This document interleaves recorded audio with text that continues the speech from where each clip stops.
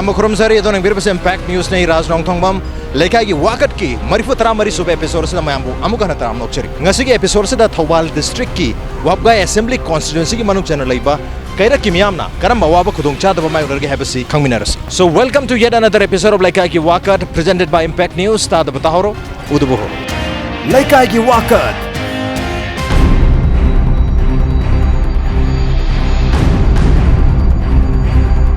Keirak si Maitai amadi Maitai Muslim singna yamna nungsinana na leminaba dum lobo mafam amani swai area si Maitai Muslim natraga Maitai pangal singna taba mafam ni swai Mahatma Gandhi National Rural Employment Guarantee Act ki vote kadi am thele du tasengna thabak tawjara khangdel yam Leikai su khoi Keirak Muslim area su kam paligi yam nungai ri haidare koi gi Leikai se koi gi panchayat ki amadi line department gi moi gi tawning bata tawba amadi agent gi thau gi sieng gi ko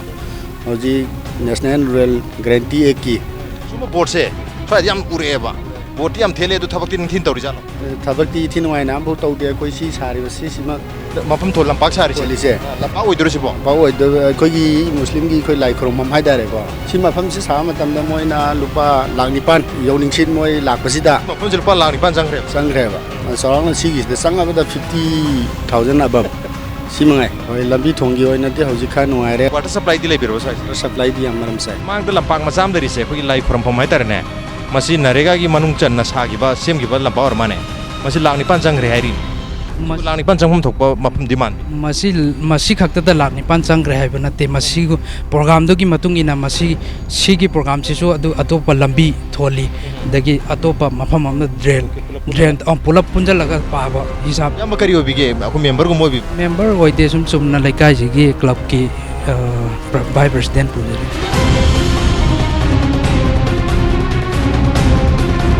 Sajik bhalubra labuk ta chalubra ganam lai pong dang jage babung Keirak se bakam pali ko mai tawri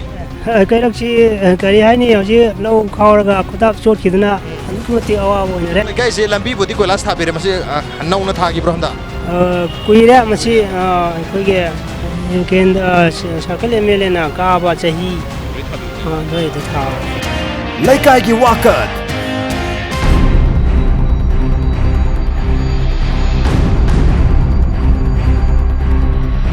Yamji narega ki board se am thele tare sonda kakhala ga segmai turel dam sari hari ba dam sida ki ising si maroi na ising tha ga irrigation ki tamak masi ki canal sing asida labuk ta ithelo khong pi Keirak se bakam pali ge mai dor ge Keirak se dum nungai ri hai tare lambi tho ising mai sing diam nungai re hare adu bu kari wali khan bi thang sa na be ising mai sing de dum marang kai na phange aduga akhoi duwat isi akhoi gi sigi drain nala phajana sembi da ba manungda akhoi gi yot ki pai ba ma hape ba ko aduga sigi si moina de siak ko ina san bane ba adu moina sab loi ba tha pha ji ne da ninghai re ba sek jalam mas jana implement tau tre jo ka na hu bai bu sigi thin je si khatang gi manam cha na ka napsa gi hatare na food security ki cheng bina bodo adu do card phangna da bu mayam leidna Leikai sigi di card loi phangna ra bra cheng loi phangna ro mai do Kachi yau ko khare yau re yau tab si yau re adu phangya digi adum pha ha ka lak ta so dum khaga di dum bi ka lak to mi gi na khaga piri ba ar ka lak pa mi gi phul dum phang bajal adum phang be yau re du ti phang ba yawe je ta seng na phang ab jal phang ri jal khang ri yam dang je yam ba card ka loi phang ba yaw re hare ko phang da ba yaw re hare ka da phang ba jing du di ma gi phang pham thok pa miyo yam da kilo manga je phang ba jal phang he du ar ka phang ho da ba jing na kya piri jan kat ke ble tre moi ji Hana mamang di water doi nel. Water di yem bedi adi. Water kal amda mo na pir ji cheng ki ji manga pi ba. Water amada ki ji manga. Water amado ni yele ba. Water amado ni. National Food Security Act ki card asang mga jama log di. Log dre hoji log dre. Yum amda water manga lai re. Water kana cheng ki ji manga. Water sanda ba angang jing dudi school ga kari ba angang orga su chahi tra tra tuk suru ba. Tra em pandi sudri ba bot hata badi adri ba water card pai drip jing do. Moi ti sak char na hai jalo. Khang de du de moi de moi pi dre bottle lai bang pi re du ga lai tam khoi tu kan di chak khala li ba hogol li ba angang jing jina mama pa ti hena chak chi cha tu ne pa ado moi gi di cheng ji pi dre ba Leikai se kai phar sa phare khan Leikai se ta pha bahari si adum khara bu ta wi adu ga marwoi na di NRGS ki matang se NRGS ki thabuk si dai koi public na su je ge ha da mo hena machine ta rek ta su gra public ta 50% ka ne har ga khara hek public ta khar paisa na pi ga ta na mo na ꯊꯕꯛꯁꯤ ꯈꯔ ꯁꯨꯕꯁꯨ ꯌꯥꯎꯏ ꯁꯨꯗꯕꯁꯨ ꯌꯥꯎꯏ ꯑꯗꯨꯒ ꯑꯗꯨꯝ ꯊꯕꯛꯇꯨ ꯌꯥꯔꯦ okay ꯇꯥꯔꯦ ꯑꯗꯨꯝ ꯂꯣꯏꯁꯤꯟꯈꯤꯒꯨꯝꯕ ꯁꯨꯝꯕꯁꯤ ꯌꯥꯝ ꯇꯧꯕꯁꯦ ꯅꯝꯕ ꯑꯗꯨꯝ ꯂꯩ ꯂꯩꯀꯥꯏꯁꯤ ꯀꯩꯔꯛꯁꯤ ꯀꯔꯝ ꯄꯥꯜꯂꯤ ꯀꯃꯥꯏꯅ ꯇꯧꯔꯤꯅ ꯈꯟꯕꯤꯒꯦ ꯑꯇꯣꯞꯄ ꯂꯩꯀꯥꯏꯁꯤꯡꯒ ꯌꯦꯡꯅꯕꯗ ꯂꯩꯀꯥꯏꯁꯤ ꯑꯗꯨꯝ ꯂꯩꯀꯥꯏ ꯈꯨꯗꯤꯡꯃꯛ ꯌꯦꯡꯅꯗ ꯑꯗꯨꯝ ꯅꯨꯡꯉꯥꯏꯔꯦ ꯈꯔ ꯁꯥꯐꯔꯦ ꯏꯝꯄ꯭ꯔꯨꯚꯃꯦꯟꯒꯤ ꯃꯊꯧ ꯇꯥꯗꯦ ꯇꯥꯗ꯭ꯔꯦ ꯂꯩꯔꯤꯁꯦ ꯑꯗꯨꯝ ꯌꯥꯔꯕꯣ ꯌꯥꯔꯦ ꯂꯩꯔꯤꯁꯦ ꯑꯗꯨꯝ ꯌꯥꯔꯦ ꯍꯥꯏꯔꯤ ꯑꯩꯈꯣꯏ ꯏꯅꯥꯎꯒꯤꯗꯤ ꯀꯔꯤ ꯃꯣꯠ ꯂꯩ ꯂꯩꯔꯤꯁꯦ ꯑꯗꯨꯝ ꯌꯥꯔꯕꯁꯤ ꯌꯥꯝ ꯆꯥꯎꯈꯠꯂꯦꯅ ꯈꯟꯕꯤꯗꯣꯏꯔꯣ ꯅꯠꯇꯦꯗ ꯑꯩꯈꯣꯏ ꯂꯩꯀꯥꯏꯁꯤꯒ ꯃꯤ ꯑꯇꯩ ꯚꯤꯂꯦꯖꯀ ꯃꯤ ꯑꯇꯩꯒꯤ ꯂꯩꯀꯥꯏ ꯌꯦꯡꯅꯔꯒꯗꯤ ꯑꯩꯈꯣꯏꯒꯤ ꯀꯩꯔꯛ ꯃꯨꯁꯂꯤꯝ ꯂꯩꯀꯥꯏꯁꯤꯅ ꯌꯥꯝ ꯊꯤꯅ ꯂꯋꯥꯔ ꯑꯣꯏꯔꯤꯅꯤ ꯐꯤꯟꯁꯤꯃ ꯃꯔꯝ ꯆꯥꯕ ꯑꯗꯨꯗꯒꯤ ꯂꯝꯕꯤ ꯊꯣꯡ ꯃꯔꯝ ꯆꯥꯔꯕ ꯀꯣꯏꯂꯥꯁ ꯊꯥꯕꯤ ꯂꯝꯕꯤ ꯀꯣꯏꯂꯥꯁ ꯆꯥꯔꯤ ꯁꯤꯗꯤ ꯑꯩꯈꯣꯏꯒꯤ ꯑꯄꯥꯕꯅꯦ ꯁꯤꯗꯤ ꯁꯣꯔꯣ ꯕꯥꯔꯣ ꯑꯃ ꯊꯧꯕꯗꯁꯨ ꯑꯗꯨꯝ ꯀꯥꯏ ꯂꯝꯕꯤꯁꯨ ꯄꯤꯛꯇꯤ ꯈꯔ ꯄꯤꯛ ꯃꯥꯜꯂꯦ ꯄꯤꯛꯄꯗꯤ ꯈꯔꯇ ꯅꯠꯇꯦ ꯌꯥꯝ ꯄꯤꯛꯑꯦ ꯁꯥꯏꯀꯜ ꯑꯅꯤ ꯊꯩꯅꯕꯗꯤ ꯌꯥꯗ꯭ꯔꯦ ꯁꯥꯏꯀꯜ ꯑꯅꯤ ꯊꯩꯅꯕꯗꯤ ꯍꯦꯟꯅ ꯌꯥꯔꯦ ओके लंबी से मप्पी है अदुगा थारमिबो कोइलास को था सिसु गाड़ी अचौम लागता रगदी लोई फुक्तो सखी फिल्म ने अदु इना नदी यारे है यार सोथबा अदुम यारे है तो बगी सदम यारे हमने तो मांगदा खोगी सेंगमाई तुरेन साब दाम हम लेरे दाम सी काना बदी लौफम सिंगसिदा फंगमदो मा दाम जी कानाबदे अखोई कोलोई लबुक्सी फजना फंगे सही सुपर उबरा कमाई तोगे सही सुपर इति लोर मतुंग दा तो पेंजांग तो पेंसांग ना पि हंगाम गुंबा कोबी गुंबा चूलांग अदुम थाई इसिंग जे लेरबनी ना इसिंग सिना अदुम कानाबदि पीरे दाम जी काना बदी फंगे फजना इसिंग चावरा कान दि दाम से लेबगे अकी बगे अकीबसे अखोई सोम मथक साइड की लेते सोम मखागी सिटी सोम हाई थबोगाई थिंगे लेकाई फाउ की बेदी लोइना अयामना फिबम सोकना लैये लबानिंगा बगे अकीब लैये लेकाई से तसेना करी करी द फगले करी करी द वाल हौरिंग हौजी के हाने लेब कंडीशन दि याम फरी फरबा अदुबो फरी से अखोई थबुक क्वालिटी लेने तो बिरम द भाई तारे को अदगी हौजी की लेरिबा गाड़ी की करी की प्रॉब्लम अखोई करी से हौजी की मतंग याम मरंग काई हरिबा सि चखल मतुइना को अदना लंबी थोंग सी अखोई खर मरंग काइना पांगना संबिबा सिमा याम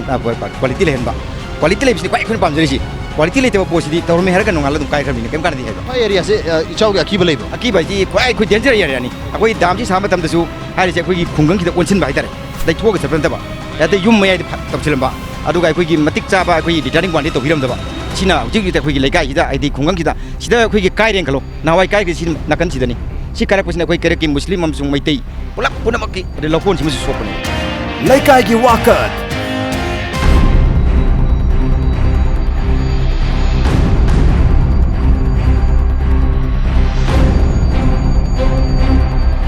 आदा वापन लेरिया सोय से स्वाइसे सिने बकाई काई से सिगी मफम मसिनेबा चंद्रक मतम डायरेक्ट थोमजन दु सोय मापा माने माने स्वाइ असु समजली रिटर्निंग वाला ओइना साबिद्रबनिना चुमनगी लेबा हेजन मधुरी की इसिंग खरा लाखरो सोय जे जोइन सखिमनेबा सोय ता खोई की सर्कल एमएलए गुमगा लाखपा यंगजन मखोब लेत्रो लाइते लाइते का की लाखरो सुवा लाखिद्रे नो मधोक लाखुदिंगा अस्वाइदा इसिंग चाउन कारक मतम बवाय अस्वाइदा लागमी हाय सिदादि लाखिद्रे मेंबर बोर्ड सु पडाल बोर्ड सु लोकल एमएलए बोर्ड सु अदुगी मपिम बापा ओरिसिंगसिना मक्सिगे तौफम तोपा दुदी मतिक चाना करी साइड पीगदगी हाइबसिदी मखोने तोबिरत्रगदी अखोई प्रजासिंग अपंगसिंगसिनदी करी हाइरुनी अखोई वकत नत्र गेम वाइदी हाइजी नंतर कशु लेते मनम तंग सिग लेकाई वाकर की थोरमसिदा कैरे की मियाम ना वाकत से मदि पीरे अदुबो मसि ताबिर मतुंगदा तार तासलगा तुमिन लेसन बा मा नत्रगा तार मतुंगदा करी करी थबक तोबु यागे हाइबगी वाखलमा खल्ल मतुंगदा थबक तो थोरपदनि लेकाई मियाम पामिसे अदुगा मांग लेरिबा कोई दाम से याम फजनदि साबिरे दाम से के काना बसु लेकाई मियाम द पीरे अदुना लौ उबसे चही चुपा अदुम उबंगा में हाइबनि इसिंग से सोंदगी जेंद्रक तुनि सकमाई तुरेन मतिल साब दामनि अदुबु दाम से सार मतुंगदा सोंद चेंदगी के तो माइके सिदा हाइब तारे निंगथिना रिटेनिंग वॉल से नाकल अनिरोम द सारमदबनिना मसे कायरक मतम द खुल द डायरेक्ट इसिंग जे चेंजलक बगी थुमजन बगी अकी बसी मे पाइ बसे अदुम लई हाइबनि ममांग न सुकाई के बलेरे मरमदन मसे अथु मतम द रिटेनिंग वॉल साबि हाइबा लेकाई या पाम बाम सदमक ले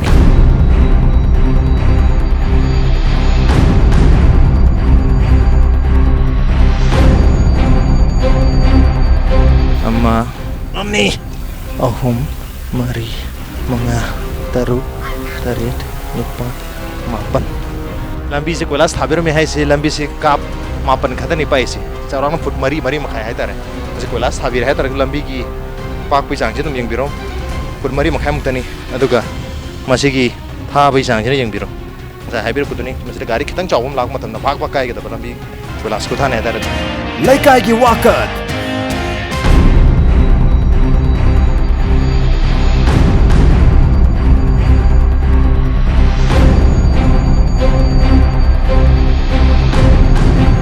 Keirak ki primary school hai tare silai re aduga thangnana kugi Nongthombam high school aided school ama sule re awat padi khoi gi si yamna ojagi yamna problem ni jang masing se kyamu le gada bata hujik kya lebe ba jang masing si khoi gi si hana nipal le ramani do hujik ti manga hakani ama su mingon de kano to wai bani 173 le hujik si mahiroi si building si jo hujik major kano gi ama darkar le re khoi si midday meal ki chak se nungti ke dum phajana hadi school hang khoding pizza bangam ra kwanta ti gi makti tau jate thar akhoi si marak ta tha amagi manungda tarama thoni thoi tangai phadana de tare nipan sidi tare nipan de compulsion tawre aduga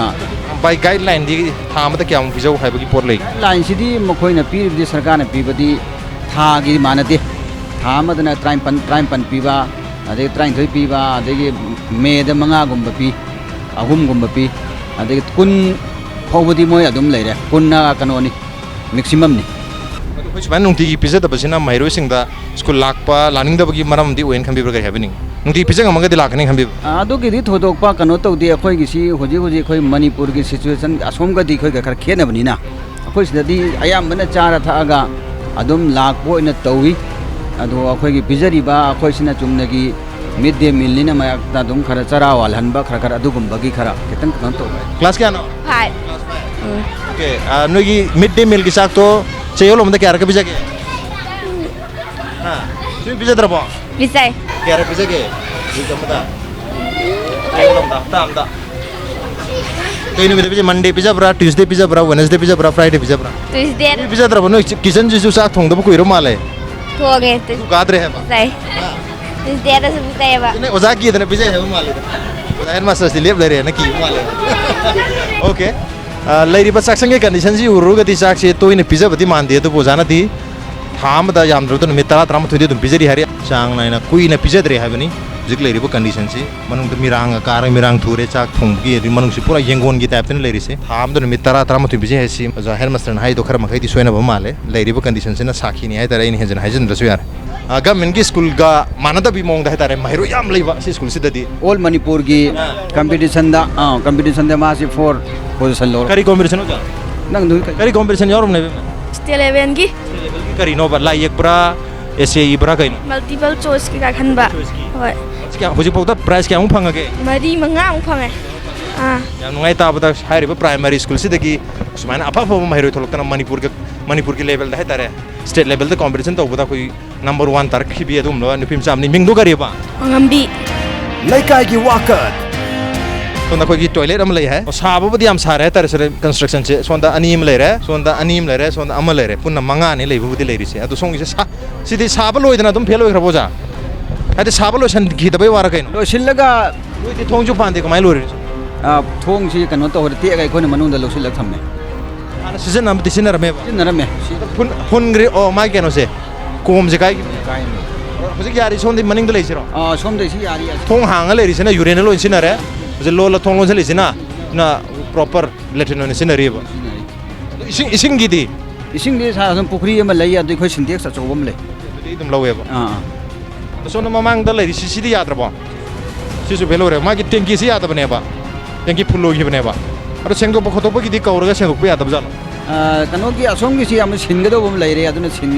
khoi gi adu gi ready bude lai jare si मैं हमसे improve तो ना बा कोई मरे लेना बा department सिंग द JDO सिंग द हाई हाई ना कोई complain दे तो जा खरे दो मोय हंतक की लाका तो रिबा कनो से कोई की स्कूल मेंटेनेंस की दा हंतक सेमजिन गे ना मी बुदी खरा कंप्लेन द ले Leikai gi Wakat. स्कूल से के हेक थांगना न लेरी बा Nongthombam हाई स्कूल मसेन एडेड हाई स्कूल ने महिरो सिंग सी की क्लास 5 से पास और मतुंग दा सोनगी Nongthombam से द क्लास 6 तमनी हाई स्कूल तमनी है महिरो से और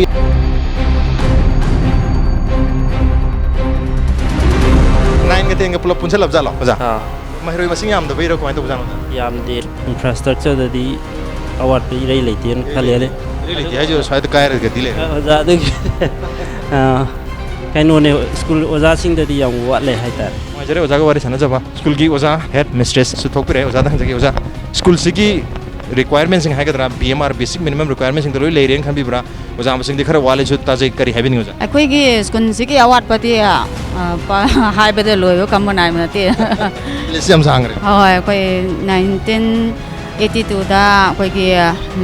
high school si recognize so khre kwa ꯑꯗꯨꯗꯩ ꯉꯁꯤ ꯐꯥꯎꯕꯗ ꯑꯩꯈꯣꯏꯒꯤ ꯄꯣꯁ ꯑꯅꯤ ꯑꯦꯄ꯭ꯔꯨꯞ ꯑꯍꯨꯝ ꯈꯛꯇꯅꯤ ꯁꯤꯅ ꯍꯧꯖꯤꯛ ꯑꯩꯈꯣꯏ 10ꯃꯨꯛꯁꯦ ꯌꯦꯟꯅꯔꯒ ꯌꯥꯝꯅ ꯄꯤꯛꯑꯕ ꯆꯥꯛꯊꯣꯡ ꯑꯃꯗ ꯑꯩꯈꯣꯏ ꯁ꯭ꯀꯨꯜ ꯑꯁꯤ ꯔꯟ ꯇꯧꯅꯕ ꯍꯣꯠꯅꯖꯩ ꯏꯅꯥꯛ ꯀꯩꯔꯥꯛ ꯈꯨꯟꯕ ꯃꯆꯥꯁꯤꯡꯅ ꯄ꯭ꯔꯥꯏꯚꯦꯠꯇ ꯆꯠꯆꯈꯤꯕ ꯋꯥꯅꯤ ꯑꯗꯨꯒ ꯃꯁꯤꯗꯩꯗ ꯏꯅꯥꯛ ꯈꯨꯟꯕꯒ ꯂꯥꯏꯔꯕꯒꯁꯤꯗꯤ ꯂꯥꯏꯔꯕꯅ ꯍꯦꯟꯅ ꯂꯩꯕ ꯃꯔꯝꯅ ꯁ꯭ꯀꯨꯜ ꯑꯁꯤꯗ ꯁꯥꯇ꯭ꯔ ꯃꯁꯤꯡ ꯊꯣꯔꯝ ꯋꯥꯠꯇꯦ ꯑꯗꯨꯒ ꯑꯇꯩ ꯌꯦꯡꯅꯔꯒꯗꯤ ꯅꯣꯏꯒꯤ ꯍꯥꯏ ꯁ꯭ꯀꯨꯜ ꯒꯣꯔꯃꯦꯟꯒꯤ ꯍꯥꯏ ꯁ꯭ꯀꯨꯜ ꯂꯩꯔꯤꯁꯦ ꯁꯤꯗꯒꯤ ꯍꯦꯟꯅ ꯁ꯭ꯀꯨꯜꯁꯤꯅ ꯆꯥꯊꯣꯛ ꯄꯨꯊꯣꯛꯏ ꯁ꯭ꯀꯨꯜꯒꯤ ꯄ꯭ꯔꯗꯛ ꯂꯩꯔꯤ ꯑꯗꯨꯒ ꯁꯥꯇ꯭ꯔ ꯂꯩꯔꯤ Leikai Wakat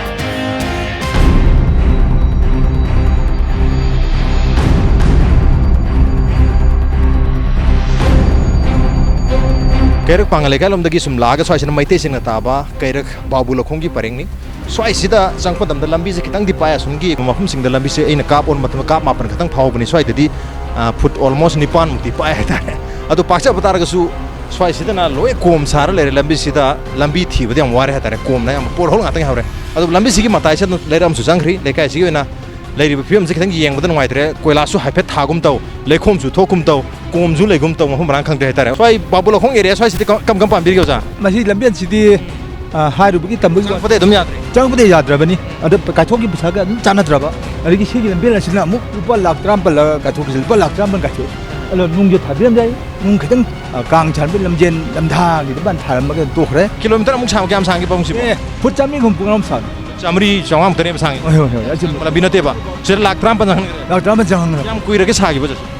masi chai anirom ahum nangari chahi ahum gi mamangda lakh tram pan changna sakhiba foot nipan muktang pakpa khong lambi ML line department nei ML line department nei ase chahi ani gi mamang sema adu mamang dare kamai le birang gi sikuja o adu den leram adu di pharam pharam oi nung macha ko nung jeng thabni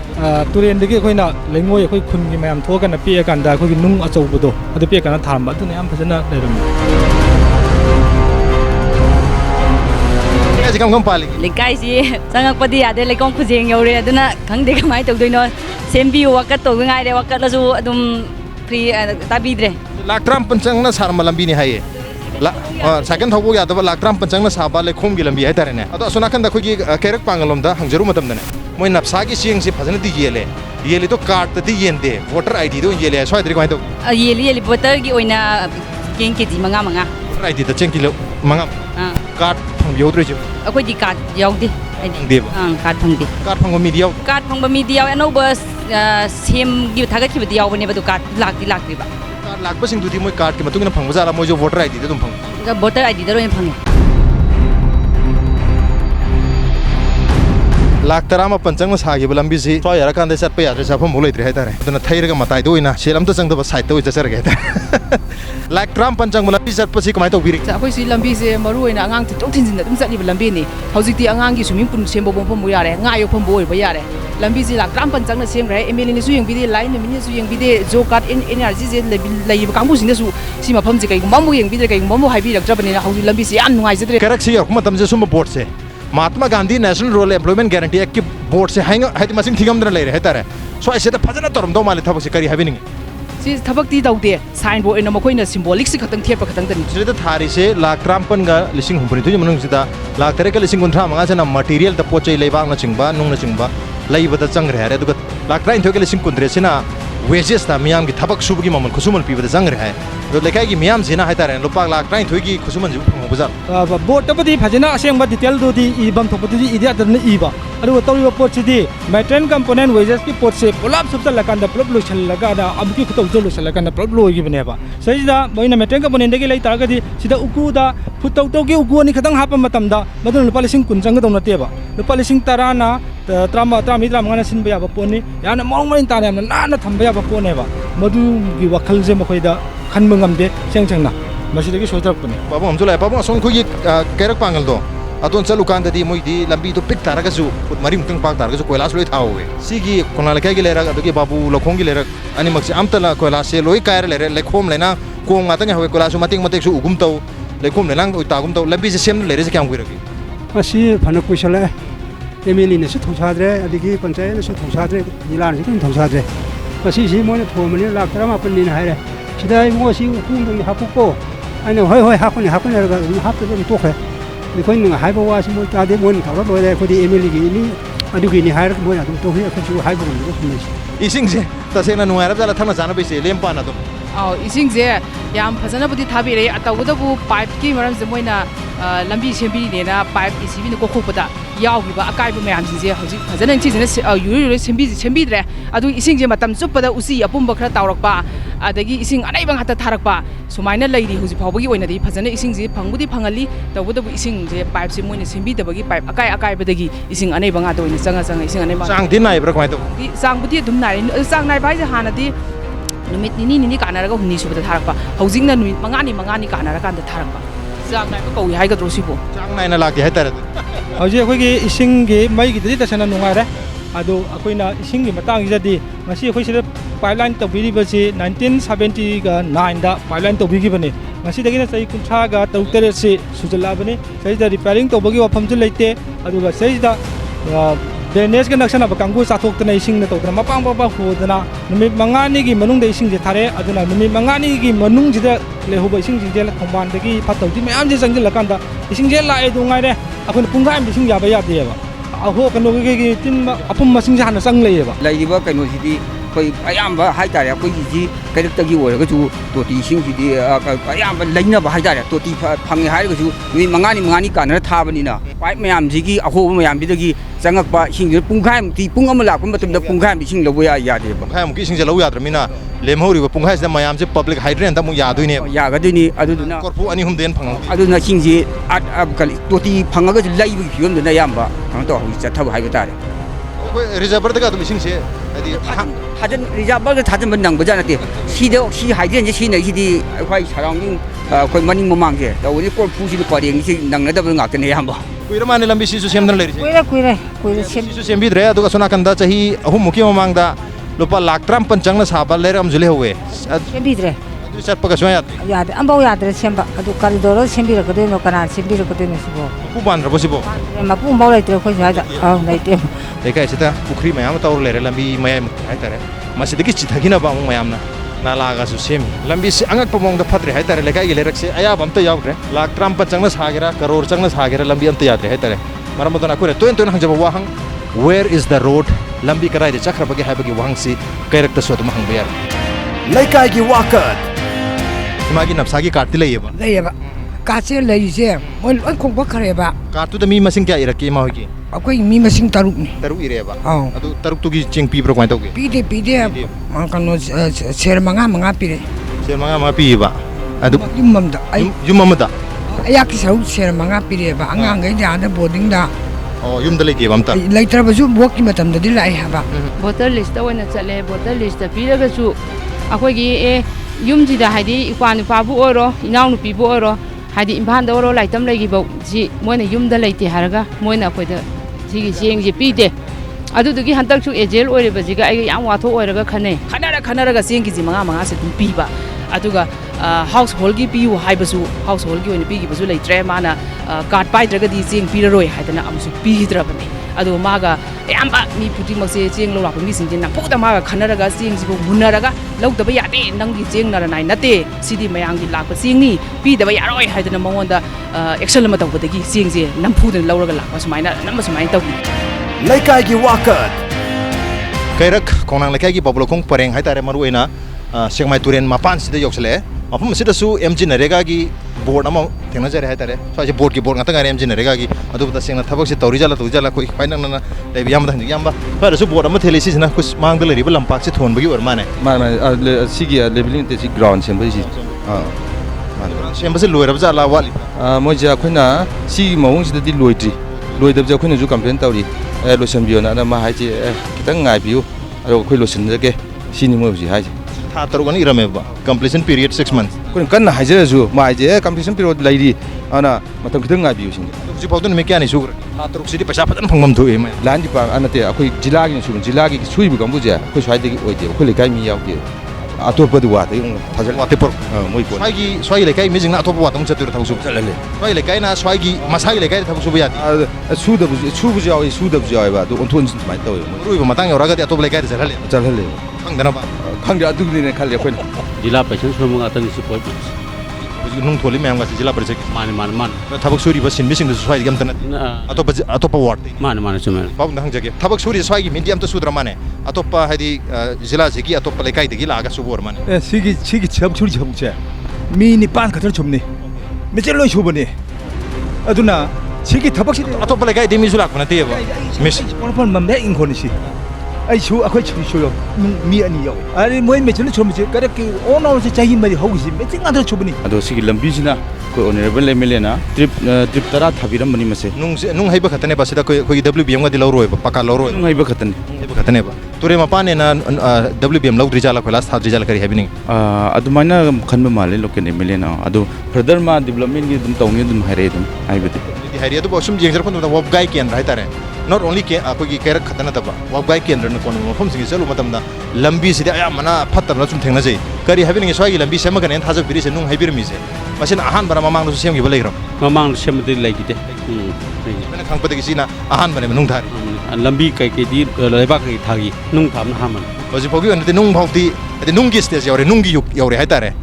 lekong gi yuk tagi nung gi yuk kari habini ngi pabung di hoi mai singi di chapare aduga lambi thong di khara khoi semaning ba jaga lai ri ko phata ba khoi maning lai ro mamang lai ro si lai ba ka khida lai ba lambi thong si di ayam na phatre hai tare lambi de di hai tare Leikai akhoi no ji yang kana pam ba ji turin pan ji ma de akhoi nungai te ado akhoi khara chawan ma ne si turin dagi hadur ina dum chawe ani rak sure ado ji si ma pan ji ma ji MLA na khara ma ba sa thadara sure hoji bokte loisan ji si ma yam thune semjen ba pam 2015 da amu kai re adu kai gi si MLA koi honorable MLA na koi gi kano taw na mai thika da na taw du handaki ka ising kai bi do rum yaw re adu madang da mai thika da amu puthok na amu thing re adu su nong chur ko da loi cha tha kai re si taw ri si di koi Leikai ga koi gi club ka taw ga thon gi bani lambi tholi se anu si pholong ga khari se hauji lupa lakh ani khare hen changna thing gi bani adu hauji MLA na sidigi paisa pi ni na ekoi wari sanagre adu de hauji pausi tha mari si ma paisa pirakti adu hauji koi khuchuman je sotan lei di bani Leikai gi Wakat